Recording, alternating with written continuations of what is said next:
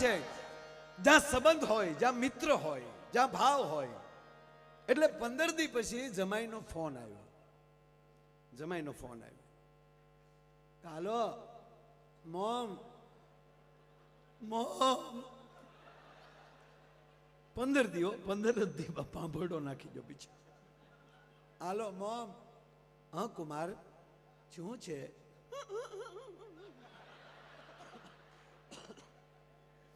પણ કુમાર બોલો તો ખરા, શું થયું? કુમાર તમે સ્વચ્છ થઈ જાઓ, પાણી પી લ્યો. આમ જો કુમાર ધીરજ ન રાખો તો મારા સોગન છે, પ્લીઝ કુમાર. બોલે પાણી પીધું. હા મોમ, શું છે મોમ? બોલો તો ખરા કુમાર. મોમ હાવ સાચું કહું, 15 દી પહેલા જે હું પરણીને અમે નીકળ્યા ને તમારા ઘરેથી, હા, તમારી દીકરીને વિદાય વખતે ગાડીમાં બેસાડીને તમે દરવાજો ગાડીનો પકડીને તમારે ખંભે હાથ રાખીને કહેતા હતા ને કે કુમાર ધ્યાન રાખજો, કુમાર ધ્યાન રાખજો, કુમાર ધ્યાન રાખજો. ત્યારે ખરેખર મોમ હું એવું સમજતો હતો કે તમારી દીકરીની ભલામણ કરો છો, મારી દીકરીનું ધ્યાન રાખજો, મારી દીકરીનું ધ્યાન રાખજો. પણ મને 15 દી પછી આજ ખબર પડી તમે મને કહેતા હતા કે તમારું ધ્યાન રાખજો, અમારું વાવાઝોડું આવે છે.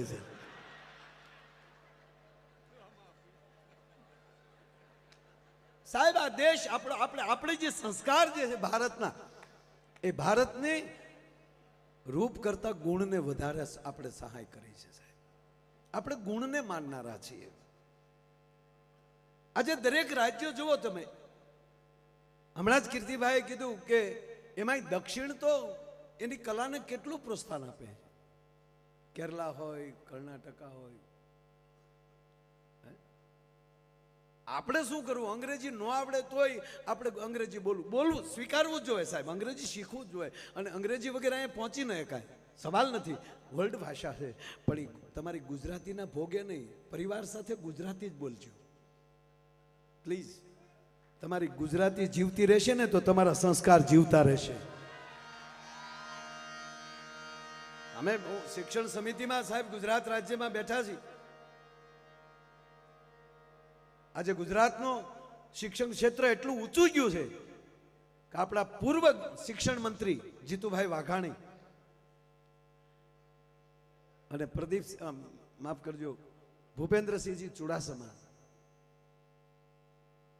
એ પ્રયાસ કરીને આપણા ભગવદ્ ગીતાને અભ્યાસક્રમમાં ફરજિયાત મૂક્યું છે સાહેબ. આ નાની હુની વાત ન કહેવાય છે. કહેવાનો અર્થ સંસ્કાર સાથેનું શિક્ષણ આપણે, એટલે આપણે એમાં મૂક્યું છે કે ભાઈ 100% આપણી ગુજરાતમાં જેટલી ઇંગ્લિશ મીડિયમ સ્કૂલો છે એ 100% એને પ્રોત્સાહન આપો, પણ એની અંદર એના પાઠ નહીં, અંગ્રેજીમાં પાઠ આપણા હોવા જોઈએ. અભ્યાસક્રમ બદલી જવો જોઈએ. એની અંદર રામ અને કૃષ્ણ અને શિવની વાતો હોવું જોઈએ. પછી છોકરા કે મંકી ગોડ, હનુમાનજીને મંકી ગોડ કે મારા દીકરા ના. ભગવાન રામને ભગવાન શું કામ કહીએ છીએ આપણે? ભગવાન કૃષ્ણને ભગવાન શું કામ કહીએ છીએ? રામે રાવણને માર્યો એટલે ના.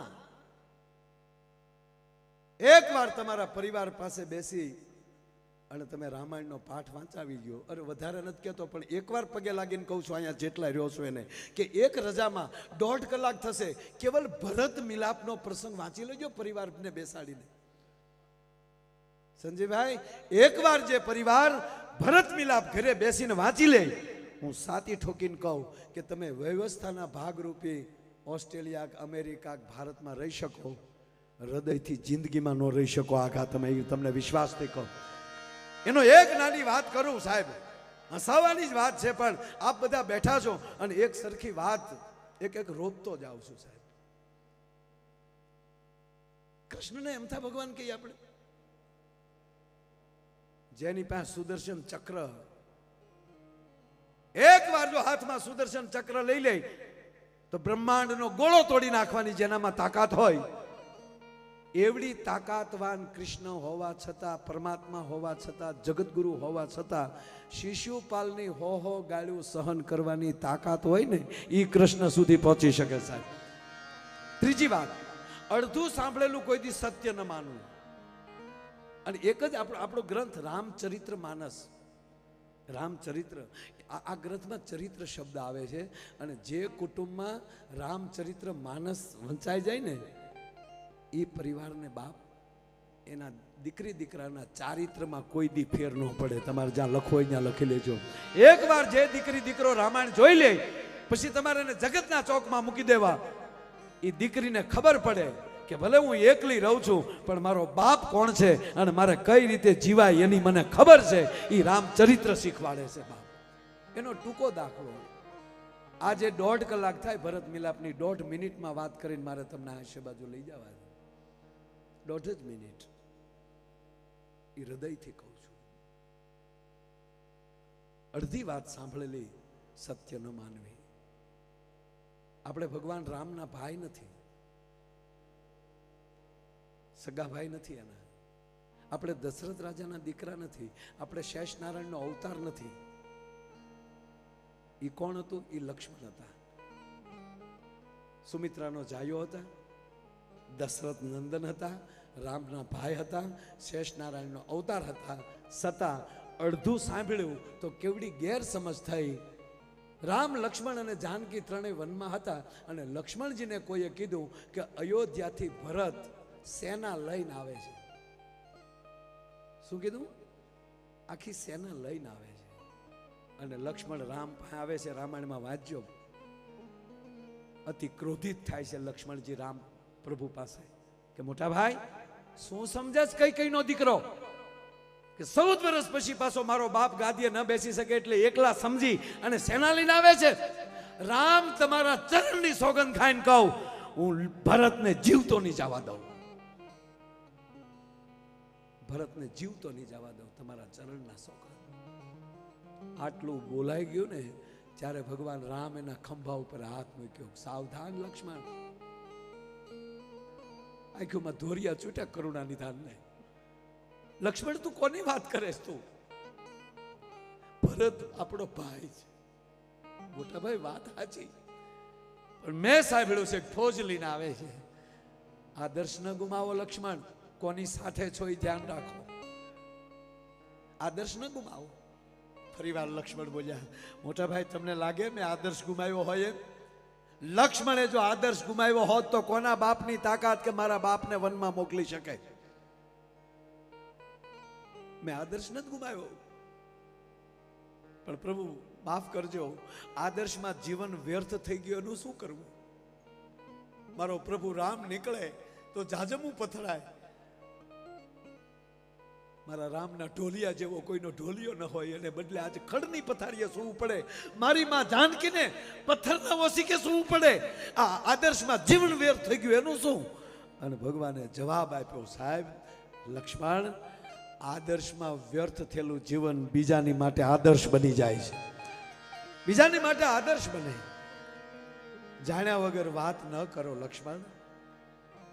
થોડીક વાર થઈને તો સાચા સમાચાર મળ્યા કે ભરત તો દડતો દડતો આવે છે.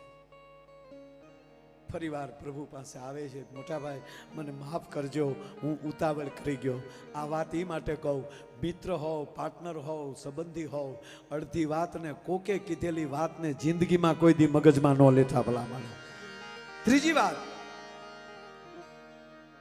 ભગવાનને પગે લાગીને કહે છે, મોટા ભાઈ મને માફ કરજો. ત્યારે ભગવાન કહે છે, પ્રભુ રામ કહે છે કે હા લક્ષ્મણ, તને માફ કર્યો બાપ, પણ બીજું કહું લક્ષ્મણ, સાંભળી લે. એકલો ભરત નથી આવતા, આખી અયોધ્યા આવે છે. સેના તો છે જ, આખી અયોધ્યા છે. ગુરુ વશિષ્ઠ છે. એટલું નહીં, જનકપુર પણ છે. મહારાજ જનક અને સુનૈનાજી પણ છે. આપણા સાસુ પણ આવે છે, સસરા પણ આવે છે. અને સાંભળી લે, અગત્યની વાત હવે કહું લક્ષ્મણ, ત્રણેય માતાઓ આવે છે. અને બીજી વાત એ કહું, જો આને રામ કહેવાય. બીજાને અતિ જેણે અપરાધ કર્યો હોય એને ક્ષમા દેતા જેને આવડે ને એ રામની નજીક જઈ શકે, એને એ આદર્શ પરિવાર બની શકે. એટલે સદીઓ વહી ગઈ છતાં જેની રામાયણ વંચાય છે અને એના મંદિરો અયોધ્યામાં આપણે આ વર્ષના આ ઇતિહાસના સાક્ષી રહેશું કે 482 વર્ષ પછી અયોધ્યામાં પહેલી વાર ભગવાન મર્યાદા પુરુષોત્તમ રામનું મંદિર બન્યું છે સાહેબ. અને સાક્ષી છે. આટલે મંદિર બનાવવા પડે સાના કે હવે આદર્શ વ્યક્તિના પાઠ તમારા ઘરમાં વાંચજો, ઈ પરિવાર ઈ આદર્શ આપણા પરિવારમાં આવી જશે. પછી રાવણ જેવાની તાકાત નથી તમારા પરિવારને કોઈ તોડી શકે. હવે કહે છે ભગવાન લક્ષ્મણ ત્રણેય માતાઓ છે. હા મોટા ભાઈ, બીજી વાત કહું, ત્રણેય માતાઓ પહેલા લક્ષ્મણ તને મારા સોગંદ, પેલા પગે આપણે કઈ કઈને લાગવાનું છે. હા હા, પેલા માં કઈ કઈને પગે લાગવાનું. ત્રીજી વાત ઈ કે લક્ષ્મણ તારી આંખમાં જોજે અભાવ ન આવે. તારી આંખમાં જો દુર્ભાવ હશે ને તો કઈ કઈના ખોળિયામાં પ્રાણ નીકળી જશે. શું કામ? એને પસ્તાવાની ઝેરણી હાલે છે.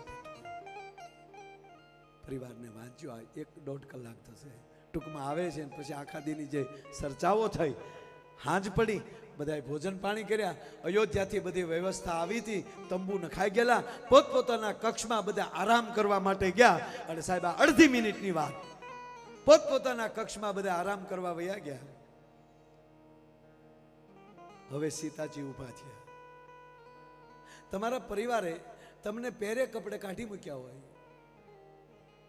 અને તમે ક્યાંક ઝૂંપડું કરીને અથવા ક્યાંક ભાડે મકાન લઈને રહેતા હો, તમારા સાસુએ કીધું ગેટ આઉટ, તમારા સાસુએ કાઢી મૂક્યા હોય અને થોડોક સમય જાય પછી મમ્મી ને સાસુ બે તમને મળવા આવે તો તમે પહેલા કોને મળશો? આ સીતા. સીતાજી ઊભા થયા અને કઈ કઈના કક્ષમાં ગયા. કઈ કઈ તો ટૂટિયું વાળીને ભૂતા હતા. મેં છોકરાઓનું જીવન બગાડી નાખ્યું, મારી જાનકીને મેં વનમાં રખડતી કરી દીધી. આ હુડાઈ નહોતા હોય એની પાસે, ટૂટિયું વાળીને ભૂતા હતા. એના પગ પાસે સીતાજી બેઠા છે. માં કોણ? જાનકી? હા માં. છે પગ લંબાવો, લાવો તમારા પગ દબાવી દો. મને ખબર છે માં, તમે મહારાજ દશરથના માનીતા રાણી હતા. મારી માં કઈ કઈ કોઈ દી ધૂળ ઉપર પગ નથી મૂક્યો. બજારમાં નીકળે તો જાજમું પથરાતી હોય માં. એટલું નહીં, મારી માનું ઓઢણું નીચે ન પડે, 4 દાસીઓ એના શેડા પકડ્યા હોય. ઈ મારી માં કઈ કઈ ઠેઠ અયોધ્યાથી ચાલીને આવ્યા. આવો તમારા પગ દબાવી દો. તા તો કઈ કઈ ભેટી ગયા. જાનકી મને માફ કરે બેટા, સીતા મને માફ કરો દીકરી. તેથી આ દેશની જગદંબા, ભારત વર્ષની મારી તમારી માં જાનકી, તેથી કઈ કઈના બે પગ પકડી અને એનું મસ્તક કઈ કઈના ચરણમાં નાખી અને જગદંબા જાનકી એટલું બોલ્યા છે, હે માં, તમારા પ્રત્યે મને ઊંડે ઊંડે જો દુર્ભાવ હોય તો મને મારા સુહાગના સોગંદ છે. અમને તમારા પ્રત્યે દુર્ભાવ ન હોય માં. આ તો માં બધી મારા પ્રભુ રામની લીલા છે અને હું તમે બે ભાગશાળી છીએ કે એની લીલાના પાત્રો બનવાનો મને તમને મોકો મળ્યો છે. સદીઓ વહી જાય ને તો મારા તમારા પાત્રોને કોઈ નહીં ભૂલે. જે ક્ષમા દઈ શકે, તમારી પાસે સંપત્તિ થાય તો ઘરમાં ધર્મ વધારજો, વિવેક વધારજો. અને હું તો અત્યારના દીકરી દીકરાઓને કહું, ઘણા એમ કે પપ્પા તમને શું ખબર પડે, મમ્મી તમને શું ખબર પડે, હવે મારે ટૂંકો દાખલો દેવો છે. એને ખબર નથી પડતી, તમને જ પડે ને. સેટ તમારે થવાનું છે, એ તો હતા જ. એનો ટૂંકો દાખલો, તમારી આંખના નંબર આવે, આંખ બગડે તો લેન્સ બદલાવાના હોય કે આંખો બદલાવાની હોય? લેન્સને સેટ કરવાના હોય ને. એમ આપણે માવતરના લેન્સ આપણે સેટ થવાનું હોય. આંખો ન બદલાવી નખાય સાહેબ, એને અનુકૂળ. દાખલા તરીકે હું આ જબો લઈ આવું તો એ મોટો આવ્યો હોય તો મારે એવું કરવાનું કે આપણે મૂકી રાખો, હમણાં હું ખાઈને મોટો થાવ પછી પહેરી. અથવા તો ટૂંકો આવ્યો તો મારે એવું કરવાનું કે ઉભેરો થોડાક દી ઉપવાસ કરી નાખું, પાતળો થઈ જાવ. નહીં, જબાને સેટ થવાનું હોય, એ શરીરને સેટ ન કરવાનું હોય. એમ સાહેબ સમય સાથે માવતરને સેટ કરો, માવતર સાથે સેટ થઈ જાઓ અને પરિવારને એવો મજબૂત બનાવો કે આઈની પ્રજાને થવું જોવે કે ભારતના અને એમાં ગુજરાતના માણસો જીવે છે એ દાખલો લેવો જોવે. સાહેબ અહીંયા પરિવાર તો હોય પણ અહીંયા પરિવાર, અહીંના જે મૂળ માણસો છે એમાં મને નથી લાગતું પરિવાર જેવું હોય.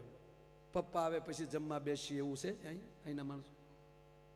કાકા, મામા, ભાઈ, ભારું છે? હોય તો સ્પેલિંગ એ હોય ને? જો હોય તો શબ્દો હોય ને એની પાસે. આપણી પાસે જેમ કાકાનો શબ્દ છે, મામાનો શબ્દ છે, માસાનો શબ્દ છે, ફુવાનો શબ્દ છે, માસીનો શબ્દ છે, ફઈ, ફુવા, માસી, કાકી, મોટીમાં, ભાભી છે ને, હાળી, પાટલા હાહુ, હાટુભાઈ, હાટુભાઈ છે અહીંયા સ્પેલિંગ. હાલો અહીંયા કાકાને શું કહે? અંકલ. મામાને, માસાને, ફુવાને. હવે કોકે કીધું કે અંકલ આવ્યા તો કોની ઘરે મોકલવા? એને નાખવા ક્યાં ખાનામાં? એની ટીકા નથી પણ એનો અર્થ એ થયો કે છે હાળી. હાળીનો સ્પેલિંગ છે અહીંયા. હાડુભાઈ નો તો ઠામુકો નથી. મતલબ એની મજાકની વાત નથી આ. મતલબ એ છે કે આપણે માસીને શું કહે? આંટી. આંટીમાં આખો લોટ આવી ગયો. કાકી, મામી, માસી, ફૂઈ. હવે કીધું કે મારા માસી આવ્યા છે તો અહીંયા નો કે, આંટી કે, બરોબર? આંટીમાં આખો લોટ આવી. પણ આપણી ભાષા એવી છે, બાપ કહે ને કે મારા માસી આવ્યા તો ખબર પડી જાય કે માના બેન. કોણ આવ્યું તા? કે મામા. તો ખબર પડી જાય બાના ભાઈ. વાહ મામા. અને એમાંય સાહેબ ભાણેજ છે. ભાણેજ નો સ્પેલિંગ અહીંયા. એમાંય આપણે ભાણુભા. અરે તા તો ભોગા નીકળી જાય સાહેબ. ભાણેજને એટલો સાચવીએ છે એટલે કહેવત પડી ગઈ કે કદાચ મરજો માં પણ જીવજો માસી. એકા બીજી પરિવારને ઊભા કરી દે. એ પરિવારમાં લે આપણે છીએ. અહીંયા ખૂબ જમાવટ કરો બાપ. આ દેશનું ધ્યાન રાખો, એને પૂરો ટેક્સ આપો. આપણે નથી કહેતા. હા હા યાર, જેના ફળિયામાં આપણો તો નિયમ છે સાહેબ, જેની થાળીમાં ખાતા હોય એમાં કોઈ દી થૂકી ન શકીએ.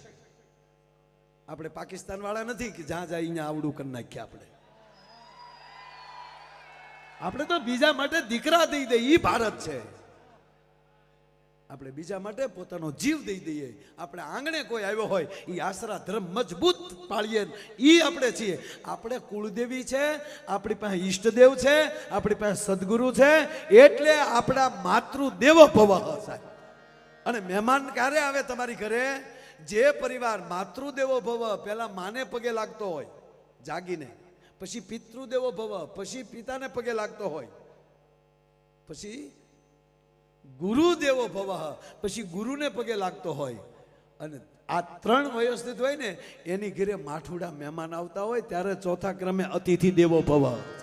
એમણા ભવ નહોતા, ઉજળું છે આ. બાકી એક ભાઈ ની ઘરે મહેમાન આવે 15 દી રોકાણો મારો દીકરો. બોલો 15 દી મહેમાન રોકાણો. અમને અહીંની હવા ફાવી ગઈ, ગરદણી કે અમારી બગડી ગઈ, એનું શું કરવું? જવાનું નામ લઈ નહીં. એક દી રાજ્ય કંટાળીને બેઠો હતો. તેની પત્નીએ કીધું કેમ મૂડલે જ છો? એ કે આ જોને આ માયો કેટલા દીધા આવ્યો. આપણે આપણું નામ લઈને ખોટી માફી કોકની માગવી. ગુજરાત છે. ખરેખર કહું સાહેબ, જ્યારે આખા રાષ્ટ્રને તકલીફ પડીને ત્યારે કોઈ જાગ્યો છે ને તો ગુજરાતમાંથી જ જાગ્યો છે. તમારે લખો, અહીંયા લખી લેજો. મહારાણા પ્રતાપની ભુજાઓમાં તાકાતના ફડાકા મારતા હતા ત્યારે એક સારા અશ્વની એને જરૂર હતી ત્યારે ચેતક ગુજરાતે આપ્યો. મહારાણા પ્રતાપનો ચેતક હતો સાહેબ, એ ગુજરાતનો હતો, પાંચાળનો હતો. શિવાજીને જ્યારે જરૂર પડી ત્યારે ધન ગુજરાતે આપ્યું. બહુ આખું નથી જવું. અંગ્રેજો કોઈથી હારતા નહોતા. તેથી જાગ્યા છે ને તો બે વ્યક્તિ ગુજરાતમાંથી જાગીથી સરદાર વલ્લભભાઈ પટેલ અને મહાત્મા ગાંધી બે ગુજરાતના હતા સાહેબ. અને આઝાદીના 75 વર્ષ થઈ ગયા ક્યાં સુધી આપણે હળ નહોતી હુસતી.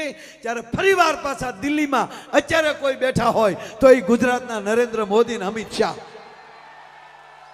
ગુજરાત ગુજરાત છે યાર.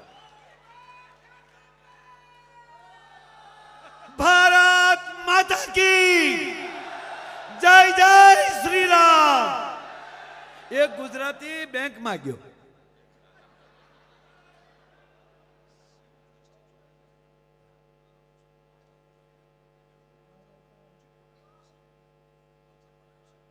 વાહ, આ જે શિવનું જે બનાવ્યું છે ઉચિત પટેલ, એ ક્યાં છે ભાઈ? ઉચિત ઉચિત ઊંચું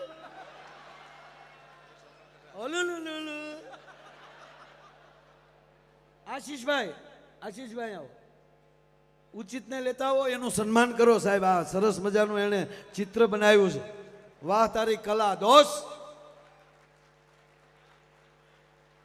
આવી જાવ ઉચિત. વધાવો, તાળીઓથી વધાવવાનું. ક્યા વાત હે, ક્યા વાત હે. આ ચિત્રકારોને બહુ ધ્યાન રાખવું પડે, કલાકારોને. આપો. વાહ વાહ દોસ્ત, ક્યા બાત હે, ક્યા બાત. એક ભાઈનું મોઢું હોજી ગયેલું હતું. એટલે કે શું થયું? મધ કડ્યું, કાંડર કડ્યું, પીડ્યા હતા. ના ના, તારી ભાભીએ માર્યું. કે શું કામ? કે કાલે એનો જન્મદિવસ હતો. એટલે કે જન્મદિવસ હોય તેથી મારવાનું, જેટલા વર્ષના થયા હોય એટલી ઠપાટ મારવાની. એવું નહોતું. કે કેકમાં ભૂલ પડી ગઈ. કે કેમ? કે મેં કેક બનાવવા આપ્યો હતો ને, નામ છે કૃતિ, અને ઓલે કુતરી લખી નાખ્યું. કલાકારોને બહુ ધ્યાન રાખવાનું. મૂળ વાત કહું બાપ, મૂળ વાત ઉપર આવું એટલે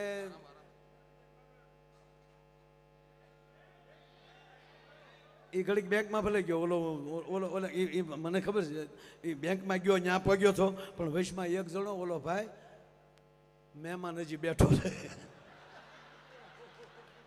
જો ખરેખર ભાઈ, તમે કહેતા હતા ને કે આમ ગાડીમાં નીકળી એટલે અમારા ભાવનગરના વડીલ તમારે હારે બેઠા હોય તે કહેતા કે માયાભાઈ નથી કહેતા, મારા ભાઈને જગાડો. એટલે ઓલું વગાડે ને ગાડીમાં, આ કે ગાડી અહીંયા ને જાગું હું ત્યાં. ખરેખર એટલે મજા જ કરવી છે. એટલે મજા ક્યારે આવે કે હજી એક વાત પૂરી ન થઈ પડખેલી બીજી વાત નીકળે ને ત્યારે માનવાનું કે અમે હોળે કળાએ તમારી હામાં બેઠા છીએ. અને એનું કારણ અમે નથી, એનું કારણ તમે છો. તમે જેવી રીતે સાંભળો છો ને એટલે અમને જમાવટ થાય. બાકી અમુક જગ્યાએ પ્રોગ્રામમાં જાય ભાઈ 3 કલાક નથી જાતી. અમને એમ થાય ટેસ ભાંગે એ બાને જો પ્રોગ્રામ આમ જ બેઠા.